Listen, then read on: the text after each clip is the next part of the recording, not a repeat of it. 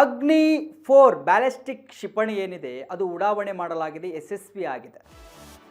ಭಾರತದ ರಕ್ಷಣಾ ಪಡೆಗಳಿಗೆ ಮತ್ತೊಂದು ಬೃಹತ್ ಶಕ್ತಿ ಸಿಕ್ಕಂತಾಗಿದೆ. ಇದರಿಂದ ಅಗ್ನಿ-4 ಬ್ಯಾಲಿಸ್ಟಿಕ್ ಕ್ಷಿಪಣಿ ಪರೀಕ್ಷೆ ಯಶಸ್ವಿಯಾಗಿದೆ. ಭಾರತದ ರಕ್ಷಣಾ ಪಡೆಗಳಿಗೆ ಮತ್ತೊಂದು ಬೃಹತ್ ಶಕ್ತಿ ಸಿಕ್ಕಂತಾಗಿದೆ. ಚಂಡೀಪುರದಲ್ಲಿ ಅಗ್ನಿ-4 ಯಶಸ್ವಿ ಉಡಾವಣೆ ಆಗಿದೆ. ಒಡಿಶಾದ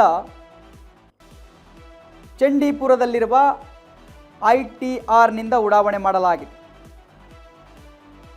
DRDO ವಿಜ್ಞಾನಿಗಳಿಗೆ ರಾಜನಾಥ್ ಸಿಂಗ್ ಅಭಿನಂದನೆಯನ್ನು ಸಲ್ಲಿಸಿದ್ದಾರೆ. ಯಶಸ್ವಿಯಾಗಿ ಉಡಾವಣೆ ಆಗಿದ್ದಕ್ಕಾಗಿ ಅವರ ಕೆಲಸವನ್ನು ಶ್ಲಾಘಿಸಿದ್ದಾರೆ.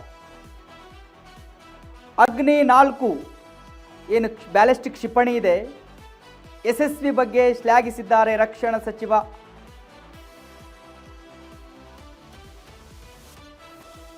ಅತ್ಯಾಧುನಿಕ ಡಿಜಿಟಲ್ ಏವಿಯನಿಕ್ಸ್ ವ್ಯವಸ್ಥೆಯನ್ನು ಹೊಂದಿದೆ ಒಂದು ಕ್ಷಿಪಣಿ. 4000 ಕಿಲೋಮೀಟರ್ ಸಾಮರ್ಥ್ಯವಿರುವ ಕ್ಷಿಪಣಿ ಇದು. ಎಸ್ ವೀಕ್ಷಕರೇ, ಈ ಥರದ ಒಂದು ಯಶಸ್ವಿ ಉಡಾವಣೆಯಿಂದ ಭಾರತದ ಡಿಫೆನ್ಸ್ ಏನಿದೆ ಮತ್ತಷ್ಟು ಬಲಿಷ್ಠವಾಗುತ್ತೆ.